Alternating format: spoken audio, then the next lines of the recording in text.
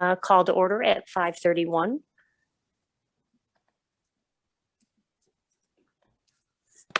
First order of business is to approve minutes.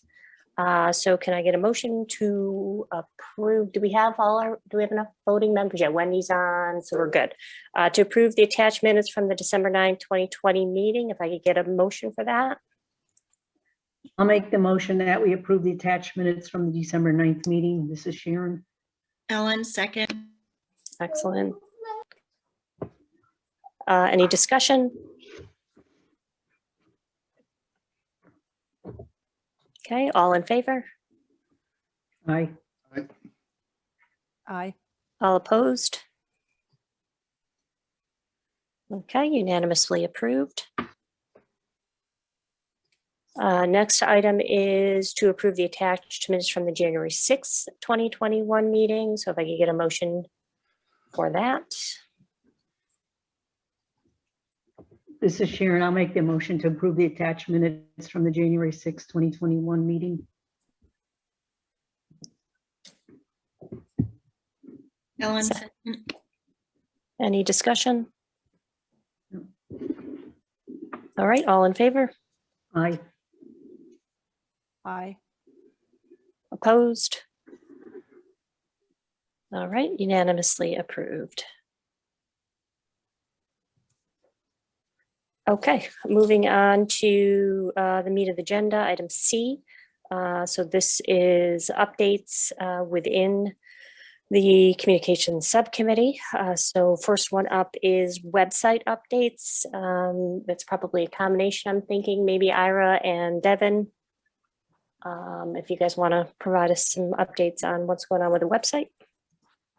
Sure. All right, so Go I think Go ahead, Devin. Yeah.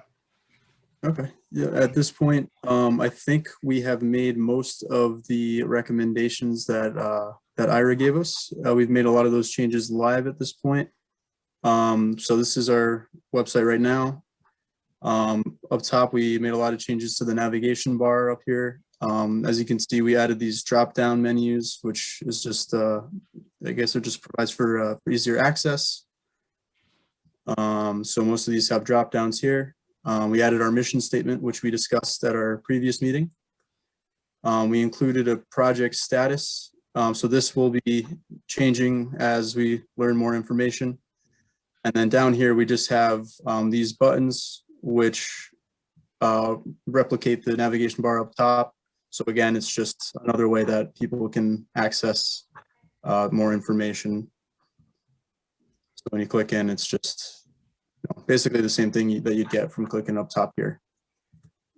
So yeah, I think we're still waiting on some stuff like the side-by-side stuff that will be included in the project overview section here. And but yeah, for the most part, we have made most of these changes live. Also, Devin, I spoke to Megan today about putting a short video introduction, bringing everyone up to date.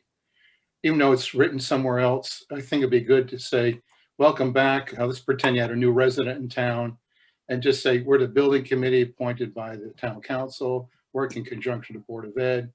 And so Megan will give a talk and we'll put some slides behind it as she's talking about some of the issues.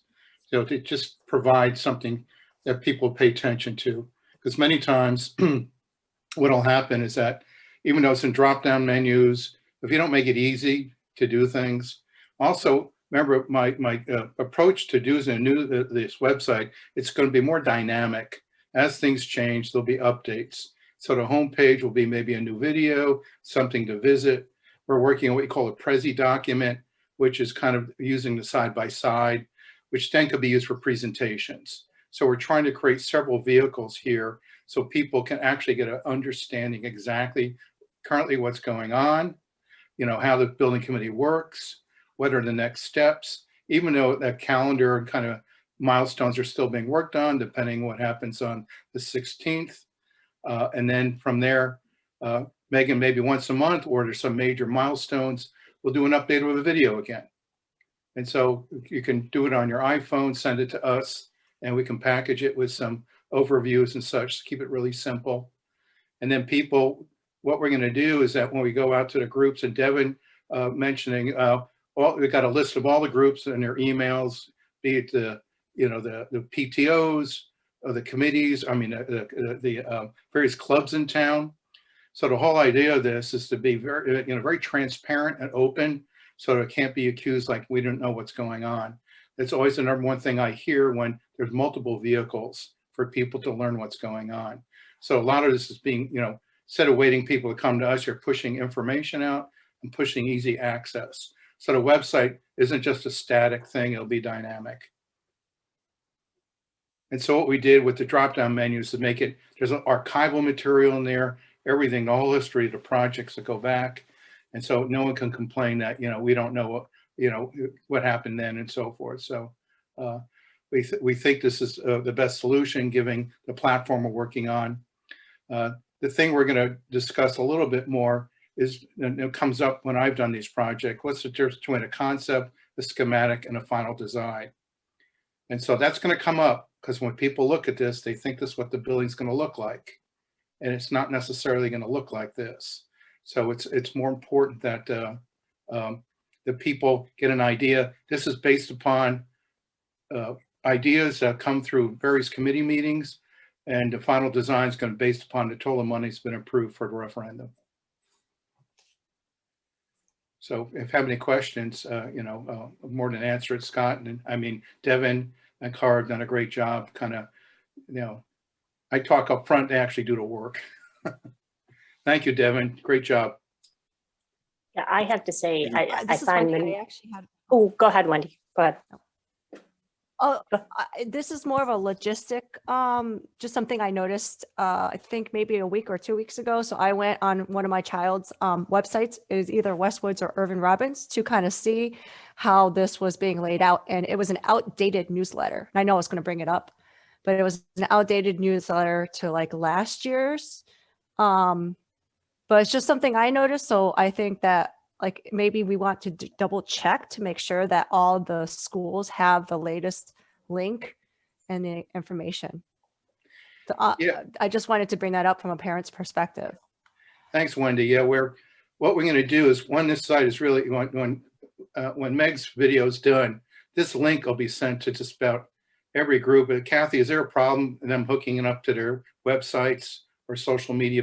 Say, here's you want to go, always get the information. This is the official information from the town of Farmington on behalf of the building committee. So we'll come up that this is like an official document. It's not another group doing something, because people look at this saying, is this a PAC group? I mean, you have to assume the worst how people think about this stuff. So we Wendy, could I just ask a clarifying question? Was it a link to an old website is what you're saying? Oh, you're on mute. Sorry. Oops, sorry about that. It was a link to an old PDF newsletter. Okay. I don't remember specifically what it was.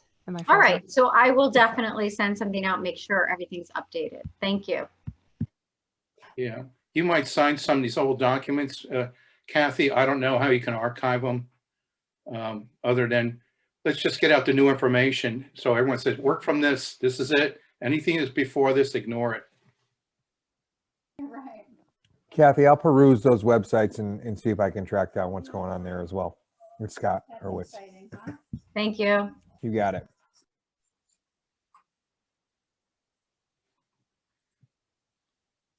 My comment was that I thought the navigation made it was very intuitive. So definitely props to you guys for that top level navigation. To me, makes a lot of sense and gets people to the information that they need to. So I think it really looks great.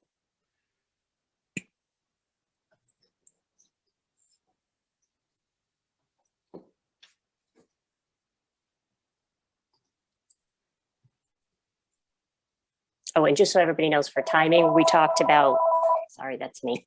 My video being up before the meeting on the 16th, I think, Ira, right? We talked Yes. about is the goal. So I've been working on that content to get that over to Ira for review. Started it yesterday, hoping to get it finalized tomorrow and over to him tomorrow. Okay, yes. I don't know if you want Megan and me to talk about the survey results are coming in right now. I can give a. Yeah, I think that falls right. If there's I mean, nothing whatever, else. you know, anytime you're ready, I can at least give, at least to the committee here, a quick overview what's Yeah. going on. If no, everybody's all set with website. Anybody else have any thoughts or comments or anything else on website? Then we can move on to an update from you, Ira, on that piece. Okay, Kat, thank you for getting that done so quickly. No, Devin did all the work on that, so All right, yeah, compiled all the responses. thank you, Devin. Yeah, this was, I have to tell you, I've done dozens and dozens of these. I've never seen close to 10% response on the survey. Most I get is 3 to 5%. You're close to 10%. There's almost 1,500 surveys came back. I mean, I think there's several reasons. One is people are home. And the second is they're interested in the project. And that, you know, right now, what we're working on, I would like to have the qualitative stuff for you, but since 150 came in, originally we were stopping it, but now I had to send these out to Minnesota where they do all the software tallying. We broke out the comments, and so the comments I can talk to you about, but when you add the comments together, of the around 1,500, only 200 or so came back with comments. And of course, it comes across the board here, and they're broken into four sections. One is the cost, taxes, and negative comments. And as I haven't added 150 yet, Kat, because I just got those. Of that total amount of, at that point, it was 850. There are basically only 42 comments that had to do with taxes or some negative comment, which is very low. It's under 5%. So what happens, that's why we have these surveys, because many times town leaders are more concerned about the negative comments than actually what really are, doing it. Of course, always it's about don't raise my taxes, stop wasting spending. These are very typical. There was nothing other than that. Why are apartment people filling our schools? Are some silly comments. You know, I have no idea what that means. What was it, Ira? Why were what? Why are people living in apartments, people filling our schools? In other words, the kids who live in apartments. And so when you get this kind of nutty stuff, I mean, there's always some stuff like that. One is saying, can't we still work with the old building? The 1928 one looks good. So, you know, you're going to get these kind of things, but these are outliers. The second thing is we got a bunch of comments about COVID, security, ADA, and safety. I kind of lumped them together. There's around 20 of those. There was some that have to deal with special ed also in that, Kathy, making sure we pay attention. It's not overwhelming, but these comments probably from parents. Then there's questions. There's a section I just call questions. And there was a bunch of them that said, how disruptive is the construction going to be? So we should really think about the traffic patterns. So there were some common sense things there. The other thing we have not had, what are the enrollment projections for the new building? Is that affected, or is it just the quality of education? This comes up when Mansfield, this came up a lot. Our enrollment's decreasing. Why are we building a building? Once you explain that how space is used, it does change the discussion. And enrollment is important, but it doesn't really determine what a building does. And so that was important. On here, there were several in here that obviously maybe they're new residents. How come this wasn't planned years ago? Well, as you know, you've been discussing this, Kathy. I'm sure you want to bop them on the head. You know, they also status accreditation, which we did talk about. So these are kind of fillers. There was a whole section too. People were very interested in energy efficiency in the building. How's this going to save money? Is it being built to save it? Is it a green building? You know, I know it is a big investment not doing what we did in Mansfield, where they really made a green building, but there might be some discussion we should be able to answer about, is it going to be more energy efficient? I assume it's going to be because you got a mishmash of buildings. So some estimate about that. There's some discussion about the combination, do you save the historic building? Why are we building on that site? There's one that recommended building it in the town forest. So I'm not quite sure what that section's about. But again, these are just individual comments. I lumped some of these together. Anything that's more than 4 comments on an issue to me, becomes something we should think about when they're individual ones. In terms of energy saving, there was some about solar. The thing that was interesting, Kathy, there was only 2 comments about what are the kids going to learn anything better. Nothing, a question about education. Absolutely 2 of the total of 150 comments here, only 2 had to do with teaching, which says to me a great opportunity to discuss it. You know, in other words, a lot of these are kind of nuts and bolts things. And to me, they're not critical. And what happens, my experience of doing this is that then the building committee, the town council, that's all they talk about. What you need to talk about is what's going to be better in terms of how kids are being educated here. That you're doing a great job now, but what can we do better? You know, and that only 2 comments about is, can you tell me how much better the education or the programming, what's going to improve or get better? And I think we need to get away from the bricks and mortar pretty soon. Nothing wrong with having that, what the cost is, what the building's going to do, but it's more about the intangible stuff. And how do you go explaining that, Kathy? Just, I know you probably, I've seen your reports and everything like that, but I think some of this in the statement of needs, I think we need to refine it. So it's a little more specific. So it isn't short of time getting into a class. It isn't the more water coolers, easier ADA compliant bathrooms, stuff like that. It's more about what's going to be better for the kids to learn. So I don't look at it as negative. I think it's an opportunity to do a lot more education to the community. The parent questions were pretty evident here about special ed, you know, about COVID, sports. Why is there not a swimming pool? You know, typical stuff that people can tell the sports people in here. What about the auditorium in terms of music programs? Are you updating that, or is it going to be brand new? I still think there's a lot of stuff in here. They're just not quite understanding. I would say maybe 20% of the comments exactly what's going on. In reality, the answers were in the newsletter itself. So it goes to show us that people weren't even reading the Q&A in the newsletter itself. They were just filling it out and not actually taking the time. This is like Jeopardy. We're giving them the question and the answer. You know, so you can never not sell it enough is the way I look at this. There was other ones. How long is this going to take? There's an assumption, and I went through this with Kat a little bit and with Megan. The assumption is if the referendum gets passed, the building will be up in 9 months. People have no concept that what this might be is a 3 to 4 year project, minimally, you know. So I think we should put a timeline on here and explain the process. There's nothing wrong with process explaining here. If we pass a referendum, what's the next phase? What's the next? And so forth. And then the last thing I would suggest is discussing how rigid the rules and regulations on the federal and state level have to be complied with in order to build a school building. There's so many, you know, so much, you know, hospitals and schools are the most highly regulated building projects according to, you know, code laws.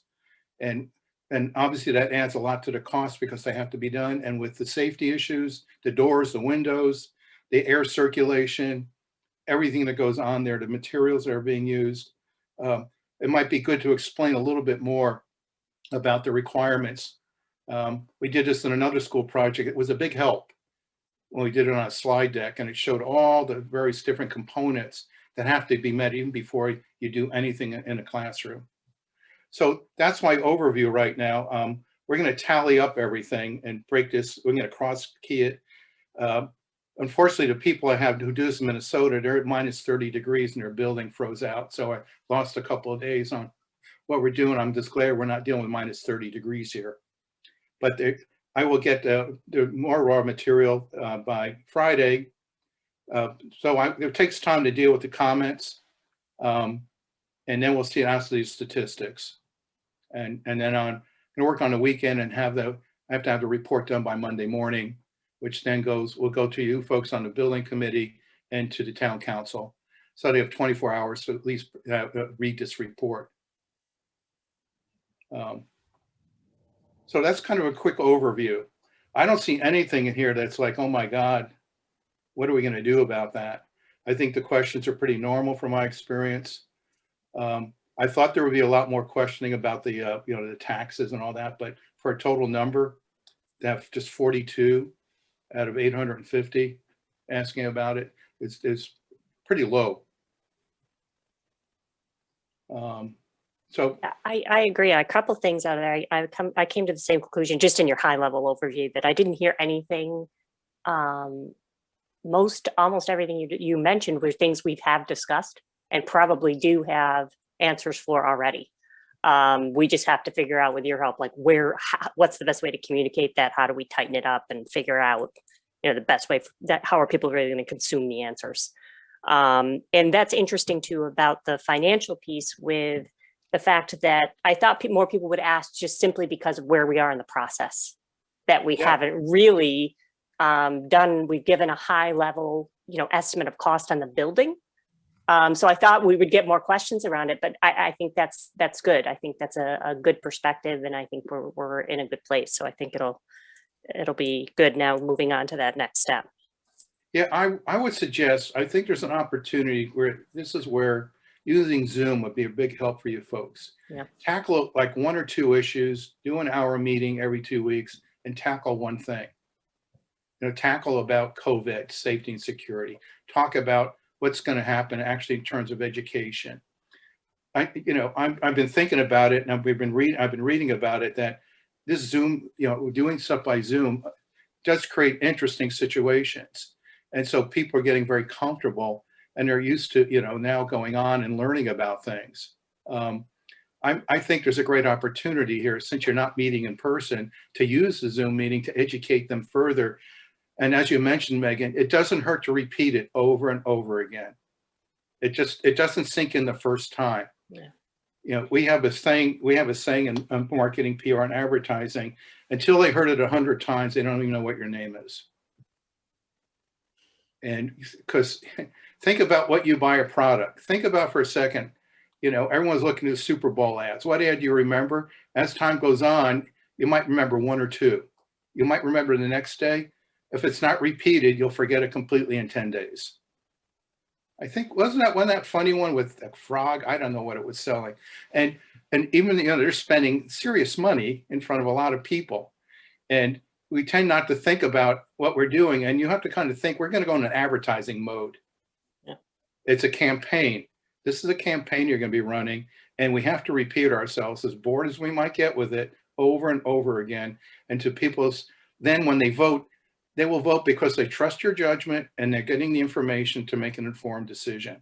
And that's what you want them to do.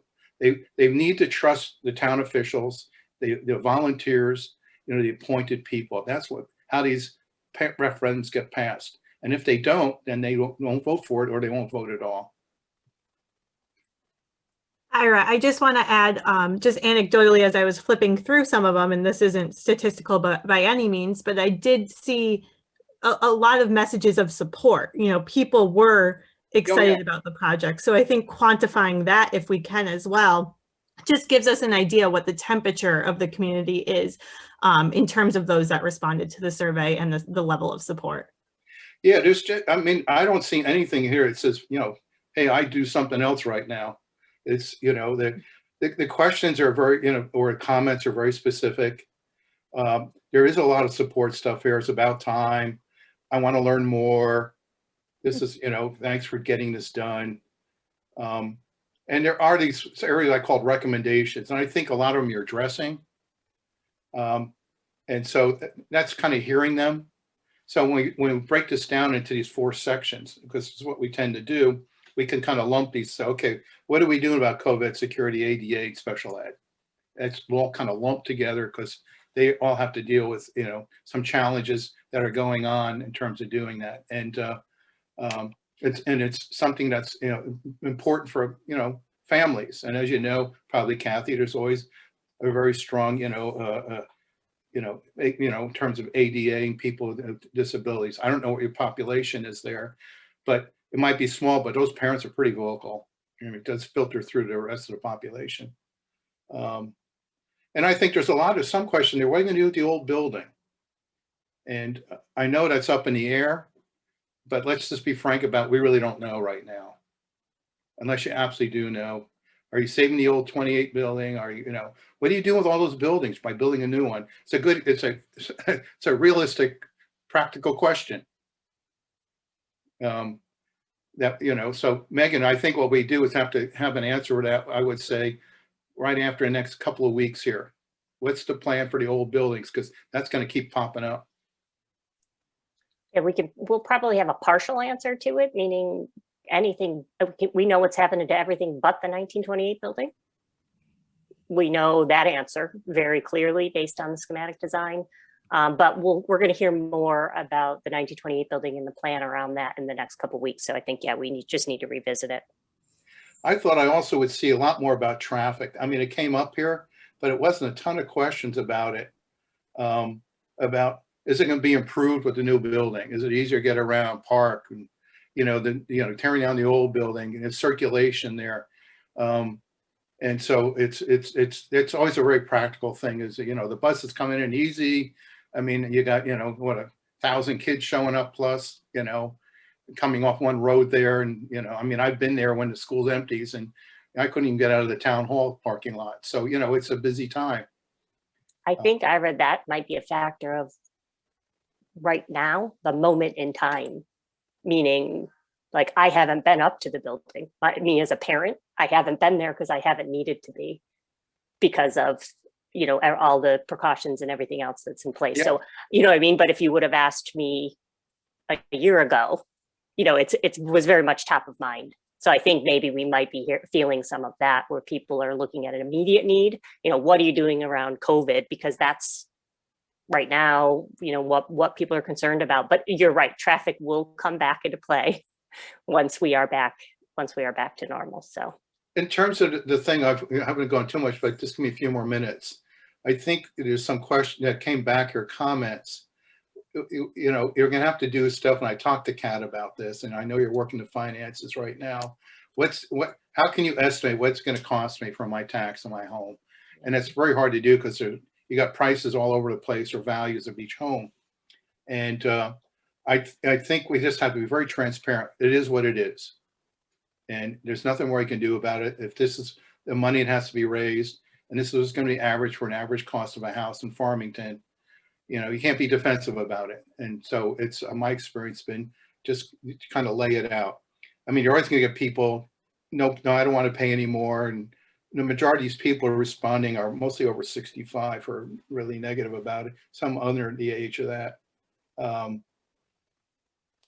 And right away, they're saying the price is unaffordable. But people don't know what it costs to build a building. So you're going to get these kind of comments on doing. But I think it's reasonable to say, even if it's a range, what are the tax implications for me?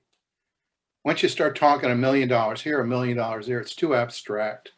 It really has to get down to how they look at, because they know what taxes they're paying. They just want to get a general idea of what more it's going to be and how the investment's going to be used. I think that we're teeing that conversation up right now as we're going to hear more information on the overall financial forecast and what that means. Yeah. So I think what will happen is that I'm going to do this presentation next at the town council meeting. And then right away afterwards, we're going to answer some of these questions and put them in the next newsletter. All right, I think that can kind of move us into some of the other items too, Ira, and we might get into some of that. Thank you. On the FAQ responses as well, like some of it as well. But that was great. Thank you. It's good to know that we've got a lot of good information coming our way, which is excellent. All right, so I think the next item is side-by-side photos. Is there anything else we need to discuss on the IRID, or other than it's the Prezi and it's in process? Well, waiting for Richard to do it. They sent me the photographs, and the issue is, it is a big job to do it, but I still think it's necessary. And so I'm going through it right now. Is a gig and a half of photographs. So I'm looking at literally over 1,000 photographs. And, you know, Kathy or Scott, you might be some help here about it. What we're doing is showing the parts here. The other ones that are on there that they did originally, not that we want the school to look bad. It just doesn't look like, what's the problem? The photographs that Richard took, going a little more, kind of a deeper dive about the space allocations, the use of space, the tight spaces, things that are, you know, currently while you're, you know, doing this. So what I'm going to do is organize these and share them with you. And then I'm going to match them up with whatever, you know, the schematics that, you know, Richard has done to do it. But what we need though is more description about what's the problem. So problem solution. And that's what's going to be a big help. So then we can explain a lot more why the current building has issues. And I know you did a video and both of you have done that, but I think we have to look at this more in terms of a presentation where we're using these visuals in a different kind of way. We don't necessarily need the kids in it, but what we do need to do is show and explain why the building is dated. So we were looking at lighting, we were looking at air conditioning stuff, things that are, how the building functions. So we're trying to get into the function of the building versus hallways and general shots of classrooms. So we're looking at like steps going into the auditorium, they're out of ADA compliance. So those are the kind of photos that they sent me. Yeah, I think if Scott and I had like either the photos or even the general areas, we could even start on the narrative ahead of time rather than waiting. You know what I mean? Like I think I wouldn't want to wait until all the photos are kind of set up. I'd want to start on it sooner. So even if you were to tell us here are the areas of the high school that there are pictures of, we can definitely do the problem solution. Yeah, I wasn't planning going in tonight because there's so many of them. I think that's a great idea, Kathy. What I'm going to do is pull out the ones that I have because I just got these. And so by next week, I'll be able to get these for you. I mean, because I have to use this Prezi thing and it's based upon before and after stuff. And we're not going to make it complex. We just want to show what's going to change for the better. This gets into physically the building and then gets into the educational components. Now, there is one, Devin, can you put up that one where, there's that one that Richard did on the website that shows explaining what on the schematic, you know which one that is? It's the schematic he has. Give me one sec. At least we'll show you what we have right now. You're talking about these pages here? Now, underneath facility issues, you have schematic. Yeah. So this is on here talking about the phases. The site plan conserves resources, minimizes construction phasing. So this is explain what's going to happen. I don't have the before. So keep showing the other ones, Devin, the other ones we have.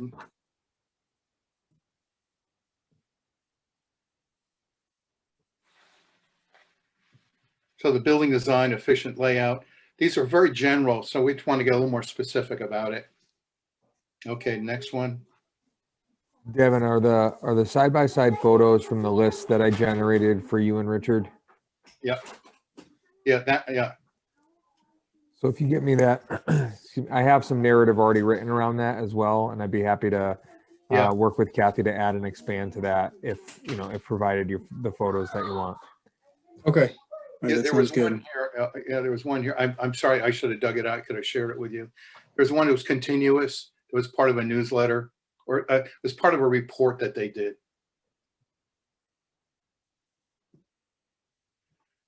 So this is planning to be a 3-story configuration. I'm sorry. And there was a couple of questions. Why is it 3 stories? It's because the limitation of the space or more efficient of the use of space. These are the kind of things we have to answer. Okay. So it sounds like this is really kind of the next priority after we get Yeah, I won't go everything with much more in the weeds here. Let me just, Okay.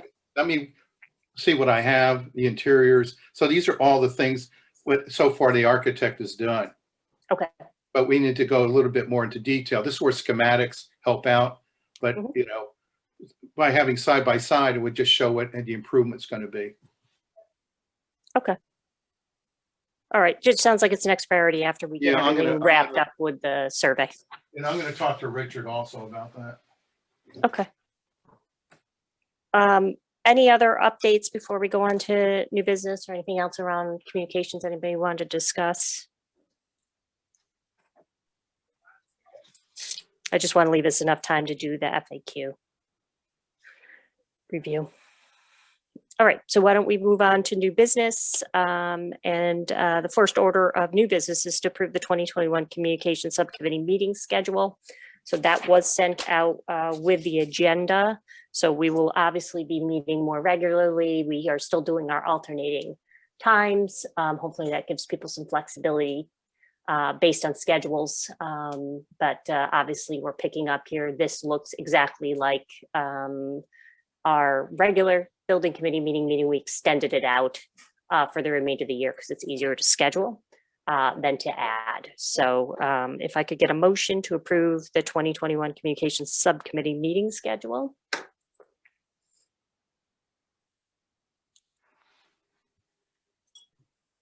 Ellen, motion. I'll second it, Second. Sharon. Okay, all in favor? Aye. Aye. Opposed? All right, unanimously approved.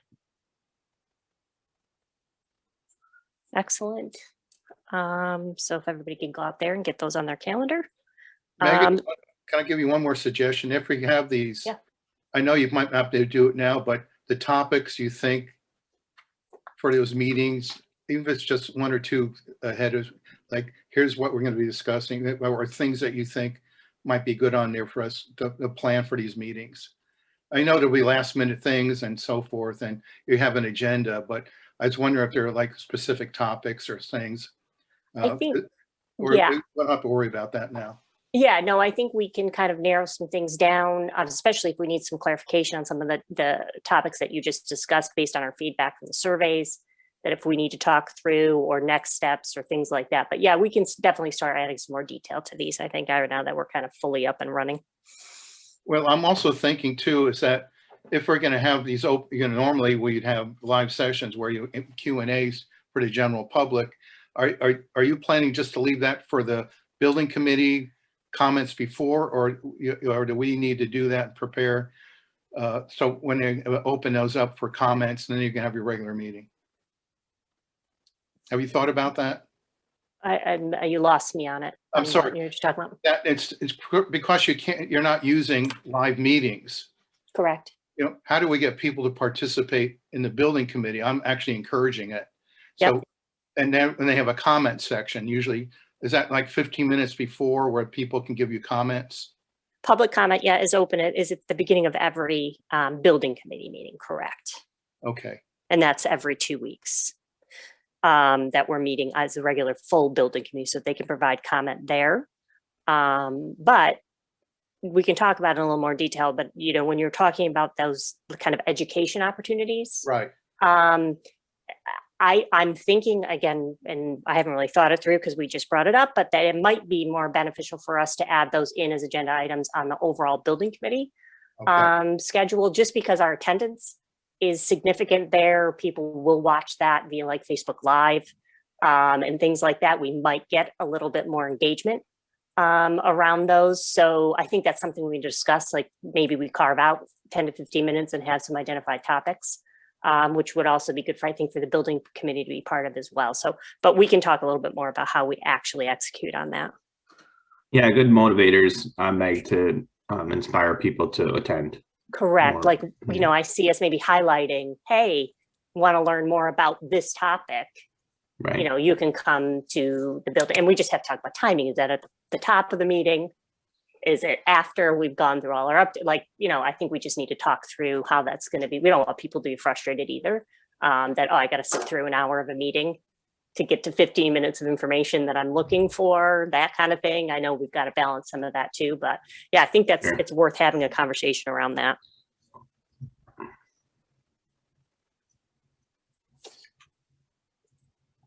Yeah, Meg, I think that's something that we could probably think about and then have at our next full, not tonight's meeting, but the next full committee meeting in Correct. a few weeks to Yeah. kind of flesh that out and see how to best present that to the public. Yeah, because you're right. I would hate to have it be something separate. I'm just not sure. Again, I'm open for conversation, discussion on that, but like to do a separate session, I'm not sure if people are. Well, I think since you have to schedule the meetings, carving out 15 minutes Yeah. would be fine. I mean, Yeah. I'm just suggesting that we should pick 5 to 5 or 10 topics Yep. that really apply to this project, and then carve out 15 minutes and maybe have 1 or 2 really general sessions and really promote it Mhm. to do what we call milestone stuff, which is we want to explain in more detail. And, you know, and the architect can do a presentation. I know you're going to have these things, but I found both of these work. We can never over communicate prior Yeah. to a referendum. Yeah. And I think if we set that up correctly, where we can actually somehow parse that portion of the meeting out within the recording, you know, that we're conscientious around that we can use that as well to share, you know, just that 15 minutes Yeah. for the conversation, something like that for reference. I think we've got a couple options, but I think, as Kat mentioned, I think we get it on the agenda for the communications committee to discuss an approach, as well as the building committee, I think, too. And if that's recorded, then that's a perfect thing to put up on the website. Right, I'm thinking. exactly. So Yeah, I think people then will go and piggybacking, see if they can do that. I think piggybacking on an existing meeting, just in terms of like having the committee members there is beneficial Yes. too. Because remember when we had all those events and it was hard to get people to commit It to is. additional meeting times and things. If we already have this on the schedule, we'll make sure we have coverage and it's important for all the committee members to hear I those agree. topics as well, so we can communicate those. I would recommend that when we do those presentations, we do tape them ahead of time and just Okay. play the presentation, and then we could reuse it multiple times. Sometimes when you present it live, there's interruptions and questions that are very specific. And really then when you try to send that to people, they get really hooked into that specific conversation that went on. So I think, especially in the world of Zoom, just taping it ahead of time, it's still the same content, all of that, and then questions afterwards. But that way we can use that presentation multiple times in multiple venues, and people can click on and listen to it. And you know, like, how are we improving education? What does the future look like? And that can be one topic, and ADA, and you know, all of that can be another topic. But we could tape those ahead of time and just be able to use them flexibly in many different venues. It's a great idea, Kathy. You're now stepping on my toes. No, it could, you actually get more in 15 minutes if you can tape it.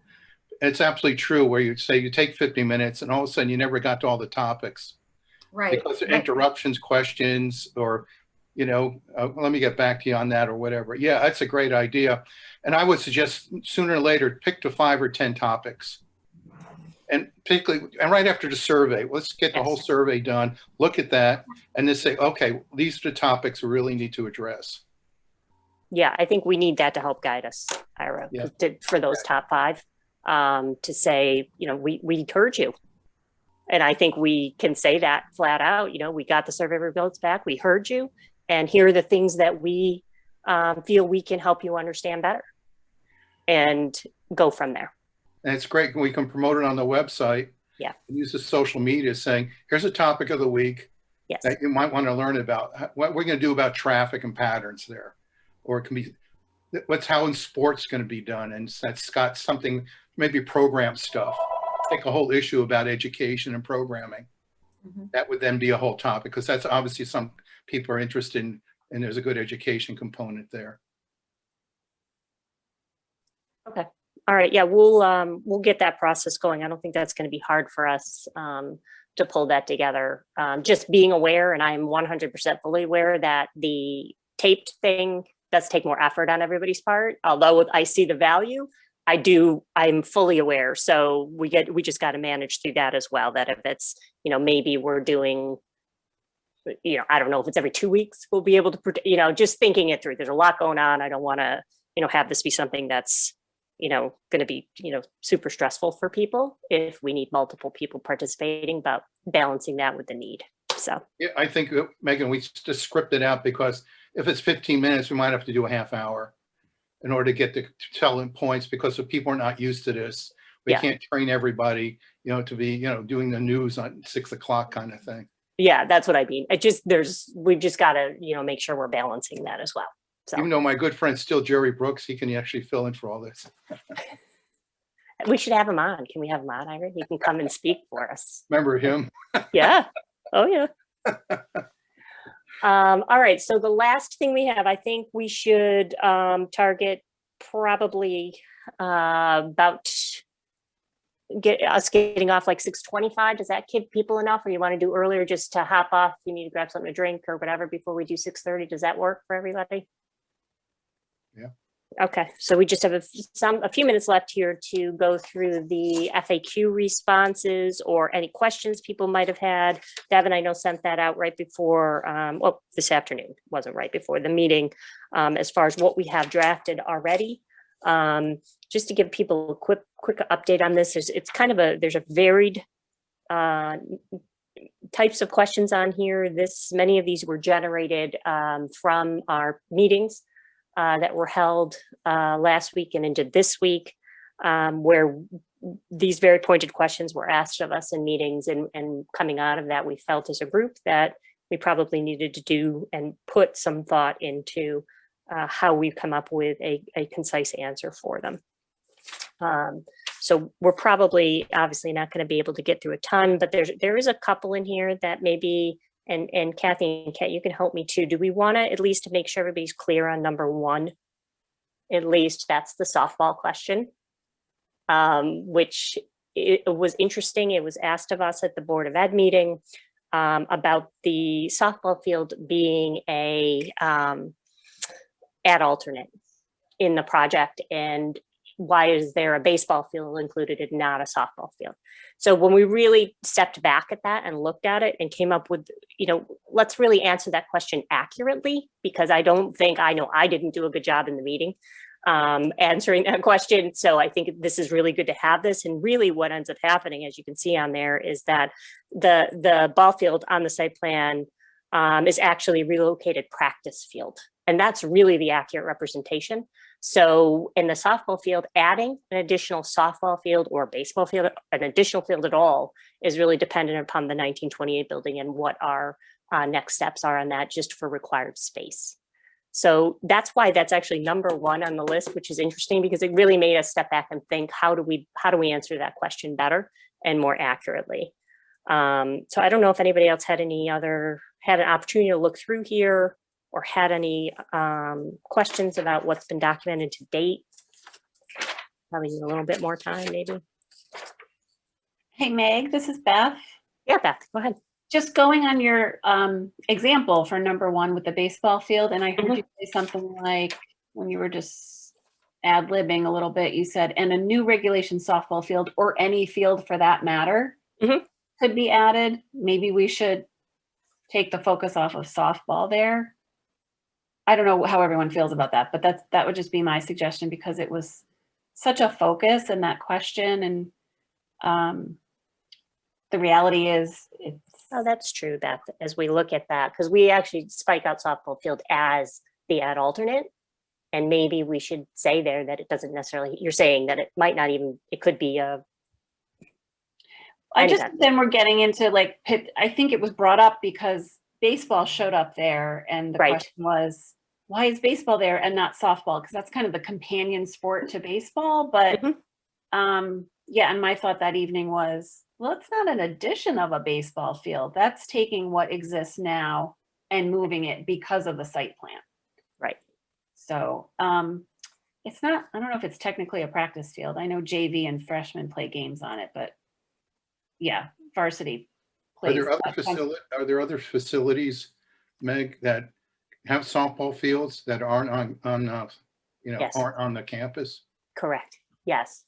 I know in Glastonbury they play baseball at the park. They don't even play it at the high school. Well, we have the Tungus Mead facility that has, I think, and Beth, you would know more about this since you had baseball kids. That's where the official varsity right. Field is. It's a regulation field, and same with softball. Is at Tungus Mead. It's off campus. So it's not like there's no softball field where kids can play. Right. No, we have a softball field. Yeah.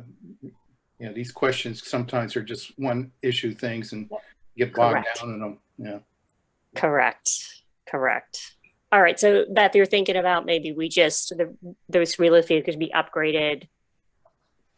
You know, it could just be an upgraded field, ball field. Not saying softball specifically, potentially. Relocated field could be upgraded. I think you said a new regulation softball field, or any field for that matter. You said something like that. Yeah. Could be added. Could be but added. Only Could be added, if the 1928 building is removed. Something like that. Mm-hmm. We don't have to get it right exactly, but I think we get the thought process around it, that like, you know, trying to take some of the emphasis off is probably beneficial for us. Yeah, because as Iris said, it can be very one issue sometimes. Correct. You know, parents with certain interests, and I get that, but that maybe we can remove some of that focus.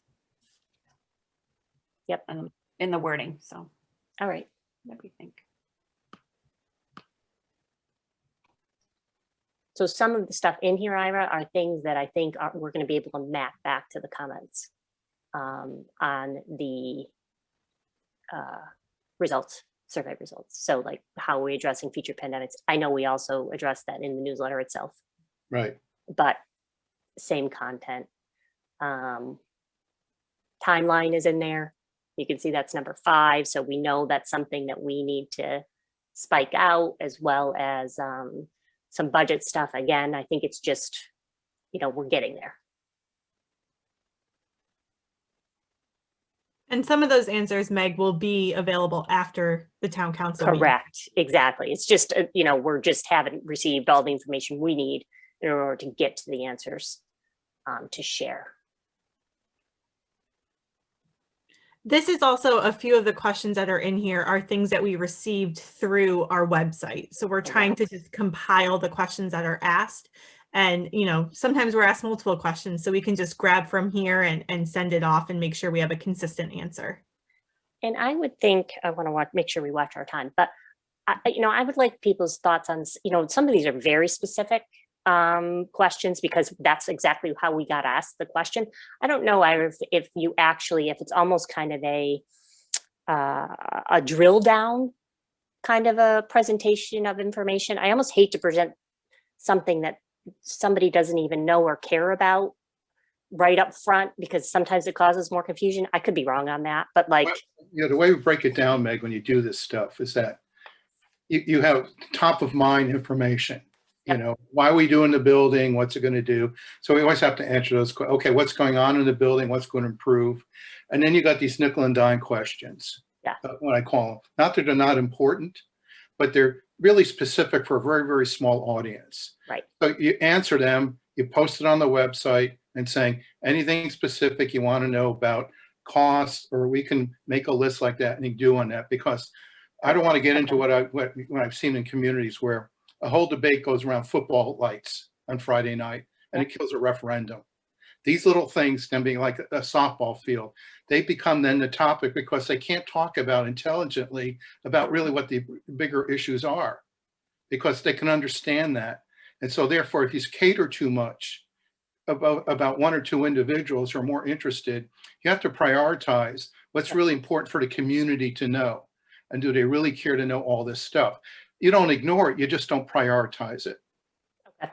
Yeah, and I think we can format So it. you don't have to answer every question like it's a primary question. You always want to go back to your agenda and talk about what you want to talk about. It's politics of a campaign. You don't want to talk about things that really are just incidental, and then becomes that the topic, and then all of a sudden at a meeting, everyone's talking about something you don't even want to bother to talk about. And so this is what happens a lot of time. Like I was telling Cat before, you want to explain but not defend. Correct.